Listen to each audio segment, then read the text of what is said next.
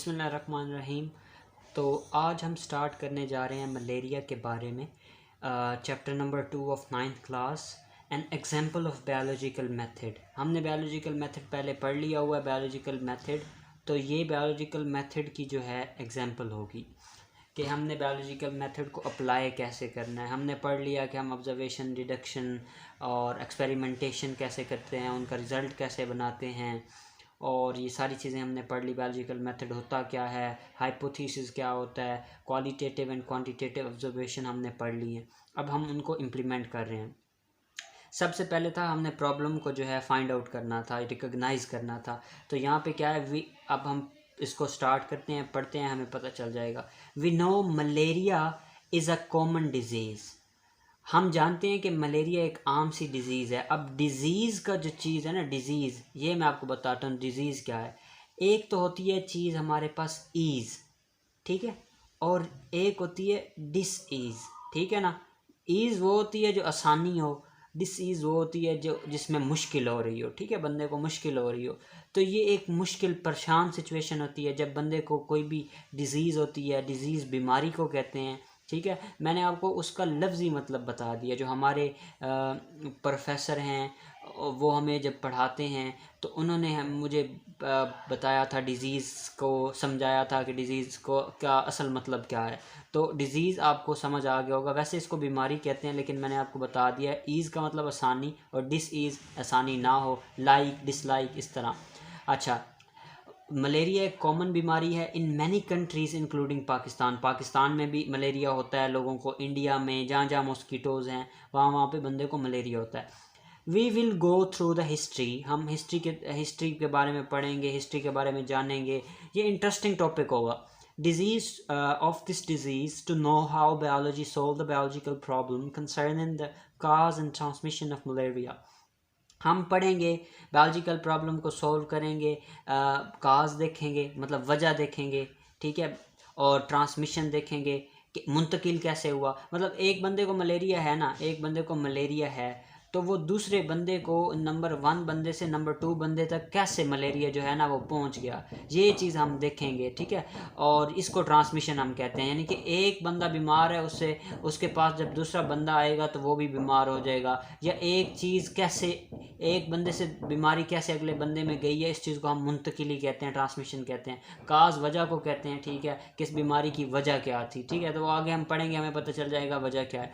इन ancient times, पुराने वक्तों में, more than 2000 years ago, 2000 साल पहले, फिजिशंस, जो डॉक्टर तो बाकायदा नहीं हुआ करते थे, जो फिजिशियन होते थे ना, हकीम आप समझ लें, जो डॉक्टर ही थे, वर फेमिलियर विद मलेरिया। वो जानते थे कि मलेरिया क्या है। फेमिलियर मतलब उन्हें पता था। They describe it as a disease of chills and fever.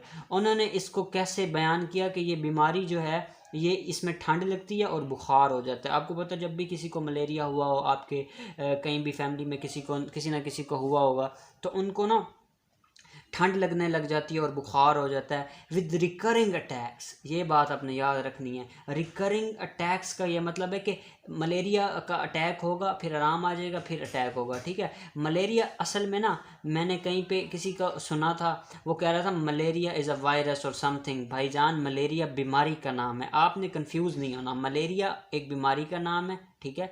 बंदे को मलेरिया हो गया है मतलब ये बीमारी हो गई। जैसे बंदे को डायबिटीज़ हो गई है तो ये बीमारी है, कोई वो नहीं है, मतलब कोई वायरस चीज़ नहीं है। आपको सारी समझ आ जाएगी, मैं आपको इंशाल्लाह ऐसे समझाऊंगा।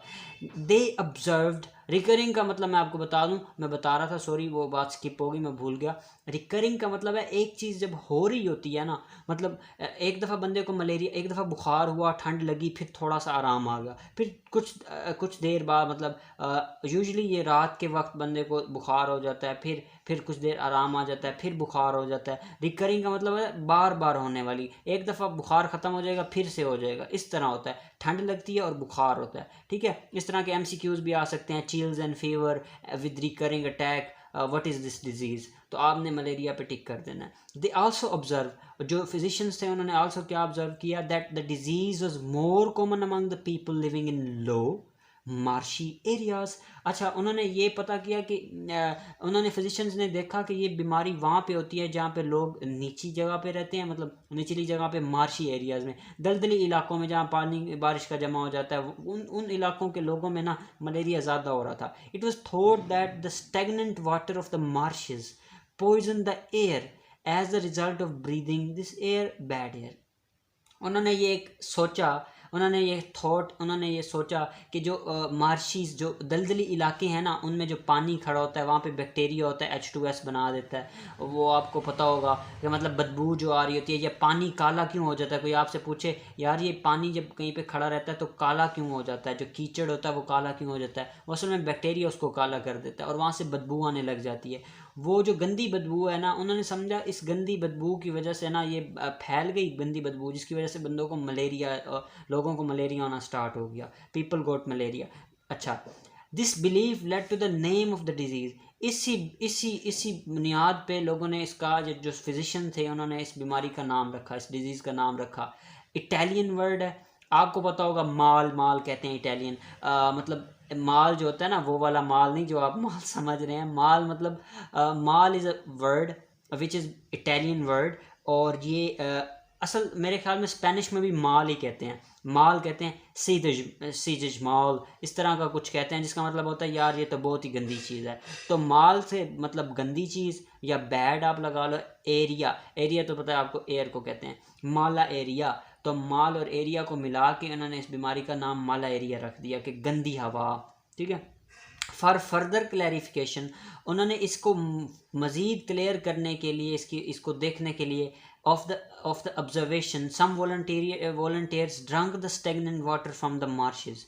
कुछ लोगों ने वहाँ से जो दलदली इलाके में पानी वो गंदा खड़ा हुआ था ना, उन्होंने वो पी लिया कि भाई अगर इससे बीमारी होती है तो हम पी के देखते हैं हमें मलेरिया होता है कि नहीं होता। They did not develop malaria, उन्हें मलेरिया नहीं हुआ। The malaria has killed more people than any other disease. ये मैं टेबल पढ़ रहा हूँ, मलेरिया ने किल किया मोर पीपल, ज़्यादा लोग, देन, ठीक है, एनी अदर डिजीज़, किसी और बीमारी से ज़्यादा, किसी भी बीमारी से ज़्यादा मलेरिया ने जो है ना बंदे मारे हैं। The account of malaria is an example of biological problem of how such a problem is solve. हम मलेरिया पढ़ेंगे कि हम ये कैसे बायोलॉजिकल प्रॉब्लम थी और हमने इसका कैसे हल निकाला। ठीक है।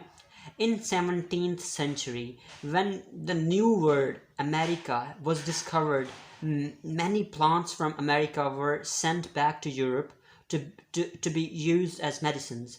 बहुत सारे पौधे वगैरह हमने ना यूरोप आपको पता है, मैं आपको बताता हूँ, ये अमेरिका है ना, यहाँ पे यूरोप आप लगा लें तो मतलब इधर पानी पानी पानी आप समझ लें। तो इधर से ना जब हमें पता चला अमेरिका भी कोई कंट्री है, अमेरिका वालों ने ना अमेरिका से ना कुछ पौधे भेजे इधर यूरोप में ना। यूरोप में हमारे पास ये यूनाइटेड किंगडम, यूके, जिसमें इंग्लैंड, लंदन वगैरह, और जर्मनी, और ये हमारे पास क्या कहते हैं जो है टर्की, फ्रांस, ये यूरोप है। अमेरिका में हमारे पास स्पेनिश कंट्री है, जैसे USA हमारे पास इंग्लिश कंट्री है, और दूसरी कंट्री। उन्होंने इधर जहाज़ के ज़रिए जैसे भी ना उन्होंने इधर भेजे अपने पौधे वगैरह, मतलब दवाइयाँ। तो इन्होंने ना, लोगों ने ना, यूके के जो लोग थे ना, उन्हें मलेरिया हुआ करता था, उन्होंने इसको खाना स्टार्ट किया था। Bark of a tree known as quina, उन्होंने एक ना, बार्क कहते हैं खाल को, एक दरख्त की ना उन्होंने खाल भेजी। अच्छा, was very suitable for curing the fevers, जो कि ना बुखार को ना बड़ी, जिससे अगर ये उसकी एक दरख्त का नाम है क्यूना, उसकी जो छाल थी ना, खाल नहीं छाल जो भी होती है, वो भेजी उन्होंने भेजी, और वो जब लोगों ने इस्तेमाल की ना, खाई ना, तो वो जो बुखार था ना उतर जाता था। It was so beneficial that soon it become impossible to carry enough bark to Europe. इतनी ये अच्छी दवा साबित हुई कि थोड़े अरसे बाद इतनी ज़्यादा दवाइयाँ भेजना स्टार्ट कर दी उन्होंने, यही क्यों ना की कि मतलब इनफ, मतलब ये लोगों को जितना बुखार हो रहा था इसकी डिमांड बढ़ने लग गई। लोग कहते थे ये दवाई ले के आओ, और ये दवाई मार्केट में शार्ट हो गई।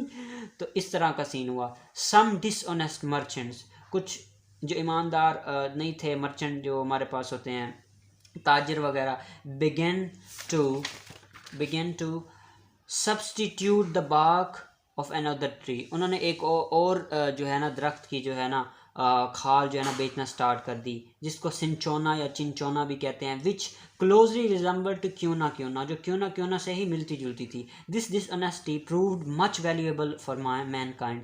उन्होंने तो अपने से बेईमानी की थी, लेकिन वो ब्लेसिंग इन डिस्गाइज वाला काम हो गया और बंदों को इससे फ़ायदा होना स्टार्ट हो गया। क्यों चिंचोना या जो भी है चिंचोना, मैं तो चिंचोना पढ़ा करता था जब मैं 9th में था। Cinchona bark was found to be excellent for treating malaria. ये एक्सीलेंट साबित होगी कि क्यों ना तो थी ना, उन्होंने अपनी ना बेईमानी की, लेकिन क्यों ना तो थी, लेकिन सिंचोना या चिंचोना उससे भी बेहतर रेमेडी साबित हुई, उससे भी बेहतर मेडिसिन साबित हुई। वी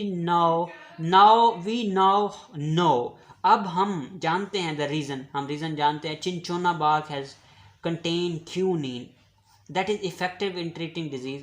क्यूनीन जो है ना वो इसमें प्रेजेंट होती है क्यों ना या चिंचोना में, जिसकी वजह से हम ट्रीट कर सकते हैं मलेरिया की बीमारी को। असल में ये ड्रग जो है ज़ाफ़ाक्विन के नाम से मिलती है, ठीक है। इंजेक्शन मिलता है हमें, या मेडिक्विन के नाम से टैबलेट्स मिलती हैं हमें, हम ये खाते हैं जब मलेरिया हो जाता है। इन सब में क्यूनीन होता है, ठीक है, इन सब मेडिसिन में क्यूनीन होता है। तो ये क्यूनीन जो होता है जो जिससे हमें मलेरिया जो होता है ना, मैं आगे आपको बताता हूँ। मलेरिया जो होता है ना, मैं आगे आपको बता दूंगा इधर आके ना, अगर मैं भूल गया तो आपने क्वेश्चन कर लेना है मेरे से ना, तो मैं उधर बता दूंगा। वैसे इतना आपको जानने की ज़रूरत नहीं है, लेकिन मैं आपको कंसेप्ट देने के लिए सारी चीज़ें बता रहा हूँ।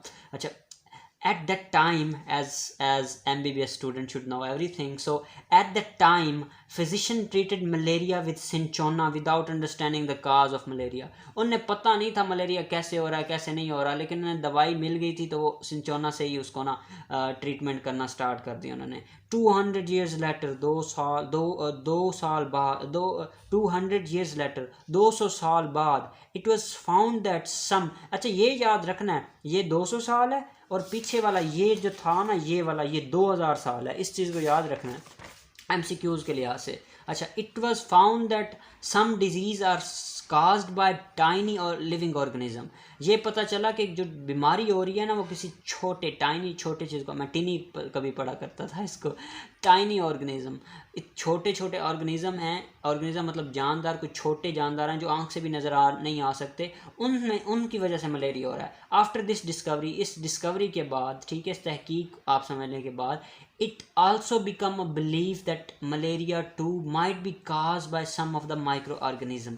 ये सोचा जाने लग गया कि जो मलेरिया का काज है ना वो जो है ना वही जो ऑर्गेनिज्म है ना वही हो सकता है, वो जो जिसकी वजह से हम जो छोटा ऑर्गेनिज्म है, ठीक है। अच्छा, इन 1878 अ फ्रेंच आर्मी फिजिशियन था, ठीक है, फ्रेंच में जो आर्मी में काम करता था फ्रांस के साथ और डॉक्टर था, ठीक है, लेवरन उसका नाम था, Laveran begin to search for the cause of malaria. उसने ना देखना शुरू कर दी कि मलेरिया की क्या वजह है। He took a small amount of blood from malarial patient, जिस बंदे को मलेरिया था ना उससे उसने ब्लड लिया टीके में जैसे भी, and examine it under microscope, और उस ब्लड को माइक्रोस्कोप स्लाइड के ऊपर रख के माइक्रोस्कोप में देखा। उसने नोटिस किया टाइनी लिविंग क्रिएचर कि छोटे उसके खून में ना कुछ छोटी चीज़ें थी जो जिसको बंदे को मलेरिया था उसके खून में। His discovery was not believed by other scientist. इसने जो डिस्कवर किया ना, तहकीक की ना, दूसरे साइंटिस्ट माने ही नहीं इसकी बात को कि भाई खून में इस तरह कुछ छोटी चीज़ें। 2 years later 2 साल बाद, ये अब 2 साल है, पहले 2000 साल फिर 2 साल, पहले 2000 साल फिर 200 साल, अब 2 साल, 2 साल बाद। इसको याद रखना MCQs के लिहाज से, 2000 से 200 तरतीब नज़ूली चला आ रहा है। एंड अदर फिजिशियन सा the same creatures in the blood of another malaria patient. एक और फिजिशियन, एक और डॉक्टर ने ना देखा कि बंदे को मलेरिया था, उसके खून में भी ऐसी छोटी चीज़ें थी जैसे कि हमें लेवरन ने बताई थी। 3 years after the second discovery, 3 साल बाद, उस डिस्कवरी के 3 साल बाद, same creature observe third time, तीसरी दफ़ा भी किसी बंदे ने उन क्रिएचर्स को देख लिया, उन जानदारों को देख लिया, छोटे जो जानदार उसके खून में थे। The same organism was find name Plasmodium.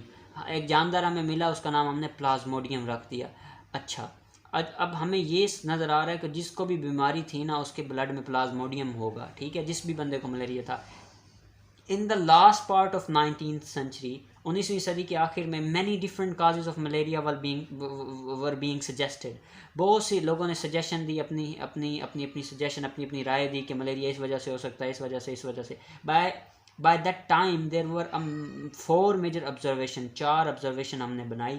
4 observation हमने, पता है बायोलॉजिकल प्रॉब्लम है, पहले ऑब्जर्वेशन बनानी होती हैं। 4 ऑब्जर्वेशन बन गई हमारे पास। अच्छा, malaria and marshy areas and some relation, जो मलेरिया है और दलदली इलाकों का कोई आपस में ताल्लुक है। Quinine is an effective drug for treating malaria. Quinine की वजह से मलेरिया का आराम आ जाता है, वो एक दवाई है उसका। अच्छा, drinking water of marches does not cause malaria, दलदल का पानी पीने से मलेरिया नहीं होता। Plasmodium is seen in the blood of malarial patient, जो प्लाज्मोडियम है ना, जिस भी बंदे को मलेरिया था ना, उसके ब्लड में प्लाज्मोडियम होंगे। छोटे छोटी चीज़ें, इनको हमने प्लाज्मोडियम का नाम रख दिया, वो उसके खून में होंगी जिस बंदे को मलेरिया हुआ है। अच्छा, ये हमने ऑब्जर्वेशन 4 बना ली। He know that the scientist used whatever information and observation he has and make one more hypothesis.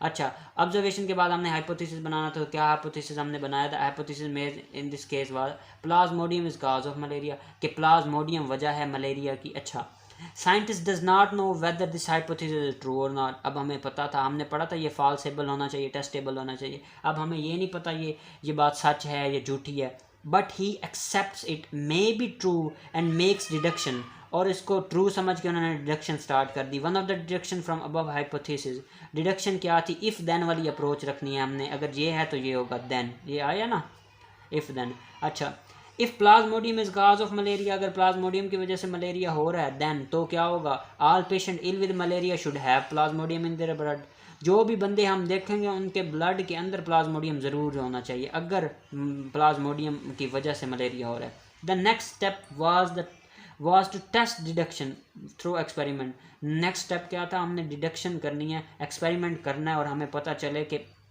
वाकई जो मलेरिया हो रहा है वो उसके, जो जिस बंदे को मलेरिया, उसके ब्लड के अंदर आया कि उसके ब्लड के अंदर प्लाज्मोडियम है कि नहीं। अच्छा, blood of 100 malarial patient was examined under microscope. 100 बंदे बीमार थे, मलेरिया उन्हें हुआ था, उनका ब्लड लिया और हमने माइक्रोस्कोप के अंदर देख लिया। For the purpose of having a control group, हमने एक कंट्रोल ग्रुप रखा। आपको पता है कंट्रोल ग्रुप जिसके साथ हम कोई छेड़खानी नहीं करते, वो हेल्दी 100 बंदे हमने ले लिए। हेल्दी पर्सन वाज, ये मैंने अपनी पिछली वीडियो में बताया, आप जाके उसको भी देख सकते हैं। Healthy person was also examined under microscope, हमने हेल्दी लोगों का भी खून 100 के 100 बंदों का देखा उस माइक्रोस्कोप के अंदर। The result of experiment show that almost all malaria patient had Plasmodium in their blood, while 7 out of 100 healthy people, 7 लोग 100 में से जो हेल्दी थे, had Plasmodium in their blood. 100 के 100 बंदों में जो मलेरिया वाले थे उनमें तो हमें प्लाज्मोडियम नज़र आ गया, लेकिन क्या हुआ कि जो सेहतमंद लोग थे ना, उनमें भी 7 लोगों में ना प्लाज्मोडियम हमें नज़र आ गया। अच्छा, we know that plasmodium is a blood of healthy plasmodium in the blood of healthy person was incubation period। अब इंक्यूबेशन पीरियड क्या है? अच्छा, एक प्लाज्मोडियम जब इंसान के जिस्म के अंदर इंटर होता है ना, कुछ देर के लिए वो वहीं पे बेअसर पड़ा रहता है, फिर थोड़े अरसे के बाद ना वो अपना असर शो कर देता है, इफ़ेक्ट शो कर देता है। ये जितने देर के लिए इधर पड़ा रहा है ना, सोया रहा है, आके सोया रहा है। पहले जैसे बंदा कहीं चला जाता है दूर, फिर घर आता है तो थोड़ी देर सो लेता है, उसके बाद एक्टिव हो जाता है। इसी तरह, या आप फ्लाइट कहीं पे आप बाहर के मुल्क जाते हैं, आपको जेट लैग हो जाता है, यानी कि आपको जेट सिकनेस जो भी कहते हैं वो हो जाता है, तो आप कुछ देर रेस्ट करते हैं, फ्रेश होते हैं, उसके बाद अपना काम करते हैं। इसी तरह जब प्लाज्मोडियम इंसान के जिस्म के अंदर आता है ना, कुछ देर आराम करता है, उसके बाद अपना काम करता है, उसके बाद अपने जो जहरीले ट्रेट्स हैं वो शो करता है, अपना असरात शो करता है। तो जिस टाइम वो सोया हुआ है ना, उसको हमने इंक्यूबेशन पीरियड का नाम दे दिया। अब 7 बंदे जिन्हें ना जिनमें प्लाज्मोडियम था तो सही, लेकिन अभी अभी आया था, उसने अपने असर शो नहीं किया था, इसलिए वो बंदे हेल्दी लग रहे थे, लेकिन कुछ देर बाद उनको भी मलेरिया हो जाना है। अच्छा, the period between entry of parasite, जब पैरासाइट इंटर हुआ था उसकी मिसाल दे रहा है, इंक्यूबेशन पीरियड क्या है उसकी डेफिनेशन दे रहा है। In the host and the appearance of symptom कहते हैं कि निशानियाँ शोनियाँ, चिल्स, ठंड लगेगी। आया तो फ़ौरन नहीं बंदे को ठंड लगे, 1 मिनट के अंदर ठंड लगने लग जाए, ऐसी बात नहीं है। The result were quite convincing, ये रिज़ल्ट हमें कन्विंसिंग थे, ठीक है। इनसे हमें पता चल गया कि रिज़ल्ट हमारे ठीक आ रहे हैं, मतलब हर एक बंदे में प्लाज्मोडियम है, जिसको भी मलेरिया हो रहा है, मतलब प्लाज्मोडियम वजह है मलेरिया की। एंड प्रूव दैट हाइपोथेसिस सच्चा साबित हो गया। Plasmodium is cause of the malaria, कि प्लाज्मोडियम जो है मलेरिया का काज है।